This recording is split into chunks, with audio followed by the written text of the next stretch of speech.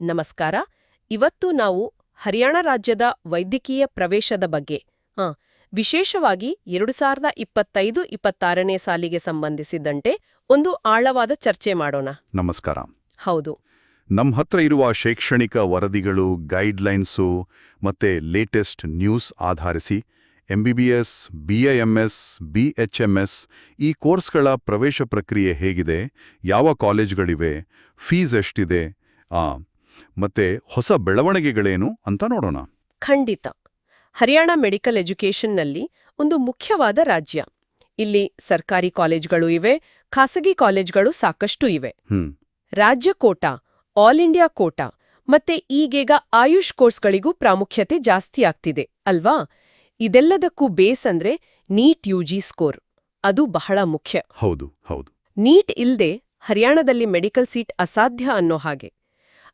ಈ ಸಲದ neat UG 2025 ಪರೀಕ್ಷೆ ಮೇ 4ಕ್ಕೆ ಅಂತ ಅಂದಾಜಿದೆ, ಮತ್ತೆ ರಿಸಲ್ಟ್ಸ್ ಜೂನ್ 14ಗೆ ಬರಬಹುದು ಅಂತ ಹೇಳಲಾಗ್ತಿದೆ. ಹೌದು, ಅದೇ ಡೇಟ್ಸ್ ಸದ್ಯಕ್ಕೆ ಇರುವ ಮಾಹಿತಿ.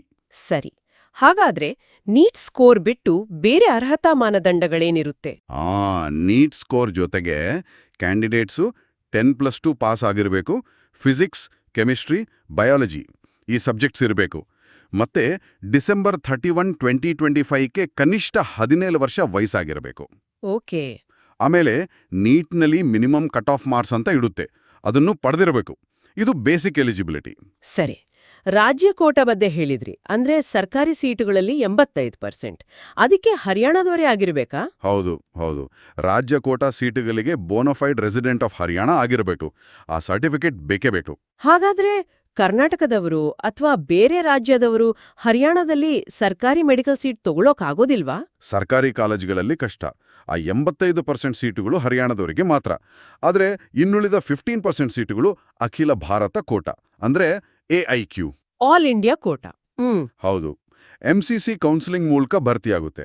ಅದಕ್ಕೆ ದೇಶದ ಯಾರು ಬೇಕಾದರೂ ಅಪ್ಲೈ ಮಾಡಬಹುದು, ನೀಟ್ ರ್ಯಾಂಕ್ ಆಧಾರದ ಮೇಲೆ. ಓಕೆ. ಹಾಗಾದ್ರೆ ಓಪನ್ ಸ್ಟೇಟ್ ಅಂತ ಯಾಕೆ ಕರೀತಾರೆ ಹರಿಯಾಣವನ್ನ? ಅದು ಬರೋದು ಖಾಸಗಿ ಕಾಲೇಜುಗಳ ವಿಷಯದಲ್ಲಿ. ಪ್ರೈವೇಟ್ ಮೆಡಿಕಲ್ ಕಾಲೇಜುಗಳಲ್ಲಿ ಮ್ಯಾನೇಜ್ಮೆಂಟ್ ಕೋಟಾ ಸೀಟುಗಳಿರ್ತಾವಲ್ಲ, ಹೌದು, ಆ ಸೀಟುಗಳಿಗೆ ಭಾರತದ ಯಾವುದೇ ರಾಜ್ಯದ ವಿದ್ಯಾರ್ಥಿಗಳು ಬೇಕಾದರೂ ಅಪ್ಲೈ ಮಾಡಬಹುದು. ಅಲ್ಲಿ ಹರಿಯಾಣದ ನಿವಾಸಿ ಆಗಿರಬೇಕು ಅಂತೇನಿಲ್ಲ. ಅದಕ್ಕಾಗಿ MBBS ಅಡ್ಮಿಷನ್ಗೆ ಹರಿಯಾಣ ಒಂದು ಓಪನ್ ಸ್ಟೇಟ್. ಅಚ್ಛಾ, ಇದು ಒಳ್ಳೆ ವಿಷಯ. ಬೇರೆ ರಾಜ್ಯದವರಿಗೆ ಅಲ್ಲಿ ಒಂದು ಅವಕಾಶ ಇದೆ ಅಂತಾಯ್ತು. ಹಾಗಾದ್ರೆ ಹರಿಯಾಣದಲ್ಲಿ ಒಟ್ಟು ಎಷ್ಟು MBBS ಸೀಟ್ಗಳಿವೆ ಸರಿಸುಮಾರಾಗಿ? MBBSಗೆ ಬಂದ್ರೆ ಸರ್ಕಾರಿ ಸೀಟುಗಳು ಸುಮಾರು ಒಂದು 835 ಇರಬಹುದು. ಖಾಸಗಿ ಸೀಟುಗಳು ಅದಕ್ಕಿಂತ ಜಾಸ್ತಿ, ಅಂದ್ರೆ 1300ಕ್ಕೂ ಹೆಚ್ಚು ಇವೆ. ಓ, ಪ್ರಮುಖ ಕಾಲೇಜುಗಳು ಯಾವ್ಯಾವು ಸರ್ಕಾರಿ ಮತ್ತೆ ಖಾಸಗಿಲಿ? ಸರ್ಕಾರಿ ಕಾಲೇಜುಗಳಲ್ಲಿ PGIMS ರೋಹಟಕ್ ಇದೆಯಲ್ಲ, ಪಂಡಿತ್ ಭಗವದ್ ದಯಾಲ್ ಶರ್ಮಾ ಇನ್ಸ್ಟಿಟ್ಯೂಟ್, ಅದು ಬಹಳ ಫೇಮಸ್. ಹೌದು, ಕೇಳಿದ್ದೀನಿ. ಅದರ ಜೊತೆಗೆ ESIC ಮೆಡಿಕಲ್ ಕಾಲೇಜ್ ಫರೀದಾಬಾದ್, ಆಮೇಲೆ Kalpana Chawla government medical college ಕರ್ನಾಲ್ನಲ್ಲಿದೆ. ಇವೆಲ್ಲ ಪ್ರಮುಖ ಸರ್ಕಾರಿ ಸಂಸ್ಥೆಗಳು. ಸರಿ. ಖಾಸಗಿಲಿ ಸ್ವಲ್ಪ ಹೆಸರುವಾಸಿ. ಕಳೆದ ವರ್ಷ ಅಷ್ಟೇ ಇನ್ನೂ 2 ಹೊಸ ಕಾಲೇಜುಗಳು ಬಂದಿವೆ. ಅಮೃತ ಸ್ಕೂಲ್ ಆಫ್ ಮೆಡಿಸಿನ್ ಫರೀದಾಬಾದ್ ಮತ್ತು ಮಹರ್ಷಿ ಮಾರ್ಕಂಡೇಶ್ವರ ಕಾಲೇಜ್ ಸದೋಪುರ್ ಅಂತ. ತಲಾ 150 ಸೀಟುಗಳು. ಓ, ಹೊಸ ಕಾಲೇಜ್ಗಳು ಕೂಡ ಸೇರಿವೆ. ಸರಿ. ಆಯುಷ್ ಕೋರ್ಸ್ಗಳ ಕಥೆಯೇನು? BAMMS, BHMS. ಆಯುಷ್ಗೂ ಒಳ್ಳೆ ಬೇಡಿಕೆ ಇದೆ. ಶ್ರೀಕೃಷ್ಣ ಆಯುಷ್ ಯೂನಿವರ್ಸಿಟಿ ಕುರುಕ್ಷೇತ್ರದಲ್ಲಿರೋದು, ಅವರೇ ಇದರ ಕೌನ್ಸಿಲಿಂಗ್ ನಡೆಸೋದು. ಓಕೆ. ರಾಜ್ಯದಲ್ಲಿ ಸುಮಾರು 13 BAMS ಕಾಲೇಜ್ಗಳಿವೆ, ಅಂದಾಜು 900ಕ್ಕಿಂತ ಹೆಚ್ಚು ಸೀಟ್ಸ್. ಒಂದು BHMS ಕಾಲೇಜ್ ಇದೆ, ಅಲ್ಲಿ 50 ಸೀಟುಗಳು. ಇಲ್ಲೂ ಅದೇ ರೀತಿ 85% state quota, 15% all India quota. AIQ ಎಲ್ಲಿ ಯಾರು ನಡೆಸೋದು? ಆಯುಷ್ನ AIQ ಅನ್ನು ACCC ಅಂತ, ಅಂದ್ರೆ AYUSH admissions central counselling committee ನೋಡ್ಕೊಳ್ಳುತ್ತೆ. ಸರ್ಕಾರಿ ಆಯುಷ್ ಕಾಲೇಜುಗಳು ಇವೆ, ಉದಾಹರಣೆಗೆ ನರ್ನೋಲ್ನಲ್ಲಿರೋ ಬಾಬಾ ಖೇತಾನಾಥ್ ಕಾಲೇಜ್. ಸರಿ. ಈಗ ಕಾಲೇಜು ಸೀಟ್ಗಳ ಬಗ್ಗೆ ಗೊತ್ತಾಯ್ತು. ಅಡ್ಮಿಷನ್ ಪ್ರಾಸೆಸ್ ಬಗ್ಗೆ ಸ್ವಲ್ಪ ಹೇಳಿ. ನೀಟ್ ರಿಸಲ್ಟ್ ಬಂದ್ಮೇಲೆ ಏನ್ ಮಾಡ್ಬೇಕು? ಹೌದು, ಅದು ಮುಖ್ಯ. ನೀಟ್ ರಿಸಲ್ಟ್ ಅನೌನ್ಸ್ ಆದ್ಮೇಲೆ ಆಯಾ ಅಥಾರಿಟಿ ವೆಬ್ಸೈಟ್ಗಳಲ್ಲಿ ರಿಜಿಸ್ಟರ್ ಮಾಡ್ಕೋಬೇಕು. MBBS ಮತ್ತೆ BDSಗೆ DMER ಹರಿಯಾಣ. DMER ಅಂದ್ರೆ directorate of medical education and research. ಹೌದು, ಅವರ ವೆಬ್ಸೈಟ್. ಆಯುಷ್ ಕೋರ್ಸ್ಗಳಿಗೆ Shrikrishna AYUSH university SKAU website. ಅಲ್ಲಿ ಆನ್ಲೈನ್ ರಿಜಿಸ್ಟ್ರೇಷನ್ ಆದ್ಮೇಲೆ ಚಾಯ್ಸ್ ಫಿಲ್ಲಿಂಗ್ ಅಂತ ಇರುತ್ತೆ. ಅಂದ್ರೆ ಕಾಲೇಜ್ಗಳ ಪ್ರಿಫರೆನ್ಸ್ ಕೊಡೋದು. ಕರೆಕ್ಟ್. ನಿಮ್ಗೆ ಇಷ್ಟವಾದ ಕಾಲೇಜ್ಗಳನ್ನು ಆದ್ಯತೆ ಮೇರೆಗೆ ಲಿಸ್ಟ್ ಮಾಡಬೇಕು. ಆಮೇಲೆ ಅದನ್ನು ಲಾಕ್ ಮಾಡಬೇಕು ನಿಗದಿತ ದಿನಾಂಕದೊಳಗೆ. ಸೀಟ್ ಅಲಾಟ್ಮೆಂಟ್ ಪೂರ್ತಿಯಾಗಿ ನೀಟ್ ರ್ಯಾಂಕ್ ಮತ್ತೆ ರಿಸರ್ವೇಷನ್ ಪಾಲಿಸಿ ಮೇಲೆ ನಡೆಯುತ್ತೆ. ಒಂದೇ ರೌಂಡ್ ಇರುತ್ತಾ ಅಥವಾ? ನೀಟ್ ರ್ಯಾಂಕ್ ತುಂಬಾ ಕ್ರೂಷಿಯಲ್ ಅಲ್ವಾ ಇಲ್ಲಿ? ಹೌದು, ನೀಟ್ ರ್ಯಾಂಕ್ನೇ ಎಲ್ಲ ಡಿಸೈಡ್ ಮಾಡೋದು. ಸಾಮಾನ್ಯವಾಗಿ ಒಂದೇ ರೌಂಡಲ್ಲಿ ಮುಗಿಯಲ್ಲ. ರೌಂಡ್ 1, ರೌಂಡ್ 2 ಅಂತ ಇದ್ದೇ ಇರುತ್ತೆ. ಆಮೇಲೆ ಖಾಲಿ ಉಳಿದ್ರೆ ಮಾಪಪ್ ರೌಂಡ್. ಅದು ಆದ್ಮೇಲೆ ಇನ್ನೂ ಸೀಟ್ಗಳು ಉಳಿದ್ರೆ ಸ್ಟ್ರೇ ವೇಕೆನ್ಸಿ ರೌಂಡ್ ಅಂತಾನೂ ಮಾಡ್ತಾರೆ. ಈ ಲೇಟರ್ ರೌಂಡ್ಸ್ನಲ್ಲಿ ಕಡಿಮೆ ರ್ಯಾಂಕ್ ಇದ್ದವರಿಗೂ ಕೆಲವೊಮ್ಮೆ ಚಾನ್ಸ್ ಸಿಗ್ಬೋದು. ಹೌದಾ? ಹೌದು, ಆದರೆ ಚಾಯ್ಸಸ್ ಕಡಿಮೆ ಇರುತ್ತೆ ಅಷ್ಟೇ. ಸೀಟ್ ಸಿಕ್ಕಿದ್ಮೇಲೆ ಡಾಕ್ಯುಮೆಂಟ್ ವೆರಿಫಿಕೇಷನ್ಗೆ ಹೋಗಬೇಕು. ಆಮೇಲೆ ರೌಂಡ್ 2 ಇಂದ ಪಾರ್ಟಿಸಿಪೇಟ್ ಮಾಡಕ್ಕೆ ಸಾಮಾನ್ಯವಾಗಿ ಸೆಕ್ಯೂರಿಟಿ ಡಿಪಾಸಿಟ್ ಕಟ್ಟಬೇಕು. ಓಕೆ, ಈಗ ಬಹಳ ಮುಖ್ಯವಾದ ಪ್ರಶ್ನೆಗೆ ಬರೋಣ. ದುಡ್ಡು. ಹರಿಯಾಣದಲ್ಲಿ MBBS ಓದೋಕೆ ಎಷ್ಟು ಖರ್ಚಾಗಬಹುದು? ಸರ್ಕಾರಿ ಕಾಲೇಜ್ ಫೀಸ್ ಕಡಿಮೆ ಇದ್ರೂ ಸರ್ವಿಸ್ ಬಾಂಡ್ ಇದೆಯಲ್ಲ. ಹೌದು, ಖರ್ಚಿನ ಲೆಕ್ಕಾಚಾರ ಮುಖ್ಯ. ಸರ್ಕಾರಿ MBBS ಕಾಲೇಜ್ಗಳಲ್ಲಿ ವರ್ಷಕ್ಕೆ ಸುಮಾರು 80,000ದಿಂದ 1,80,000ವರೆಗೆ ಇರ್ಬೋದು. ಆದರೆ ಪ್ರೈವೇಟ್ ಕಾಲೇಜ್ಗಳಲ್ಲಿ ಕಥೆನೇ ಬೇರೆ.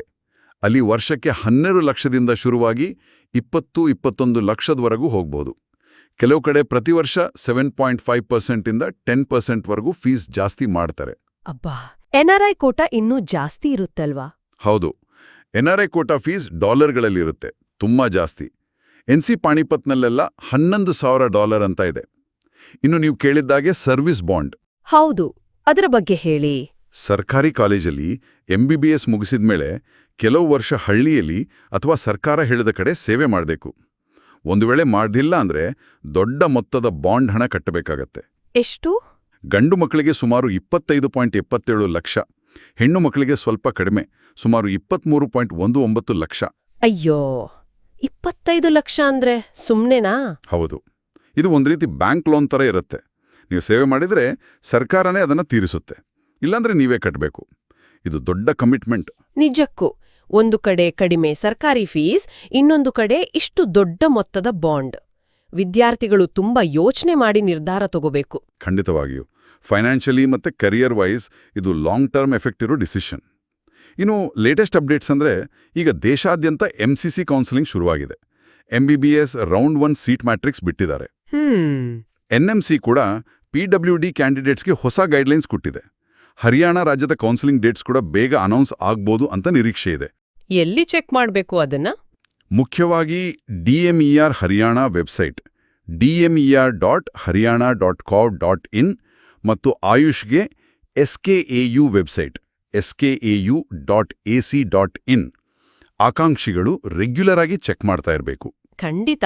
ಹಾಗಾದ್ರೆ ಹರಿಯಾಣದಲ್ಲಿ ಮೆಡಿಕಲ್ ಸೀಟ್ ಬಯಸೋರಿಗೆ ನೀಟ್ ರ್ಯಾಂಕ್, ಪ್ರೈವೇಟ್ ಕಾಲೇಜುಗಳಲ್ಲಿ ಓಪನ್ ಸ್ಟೇಟ್ ಅವಕಾಶ ಮತ್ತು ಸರ್ಕಾರಿ ಸೀಟ್ಗೆ ಇರೋ ಈ ದೊಡ್ಡ ಬಾಂಡ್, ಈ 3 ಅಂಶಗಳು ತುಂಬಾ ಮುಖ್ಯ ಆಗ್ತವೆ ಅಲ್ವಾ? ಹೌದು, ಇವು 3 ನಿರ್ಣಾಯಕ ಅಂಶಗಳು. ಇದೆಲ್ಲ ಬ್ಯಾಲೆನ್ಸ್ ಮಾಡ್ಕೊಂಡು ತಮಗೆ ಯಾವುದು ಸರಿ ಅಂತ ನಿರ್ಧರಿಸೋದೇ ಒಂದು ಸವಾಲು. ನಿಜ. ಎಲ್ಲ ಸಾಧಕ ಬಾಧಕಗಳನ್ನ, ವಿಶೇಷವಾಗಿ ಹಣಕಾಸು ಮತ್ತು ಈ ಸೇವಾ ಬದ್ಧತೆಯನ್ನ ಸರಿಯಾಗಿ ಅರ್ಥ ಮಾಡಿಕೊಂಡು ಒಂದು ತಿಳುವಳಿಕೆಯುಳ್ಳ ನಿರ್ಧಾರ ತಗೋಬೇಕು. ಅತ್ಯುತ್ತಮ ಮಾಹಿತಿ ನೀಡಿದ್ರಿ. ಈ ಚರ್ಚೆ ಖಂಡಿತ ಸಹಾಯ ಆಗುತ್ತೆ ಅಂತ ಭಾವಿಸ್ತೀನಿ. ಖಂಡಿತ. ಮುಂದಿನ ಚರ್ಚೆಯಲ್ಲಿ ಮತ್ತೊಂದು ವಿಷಯದೊಂದಿಗೆ ಸಿಗೋಣ.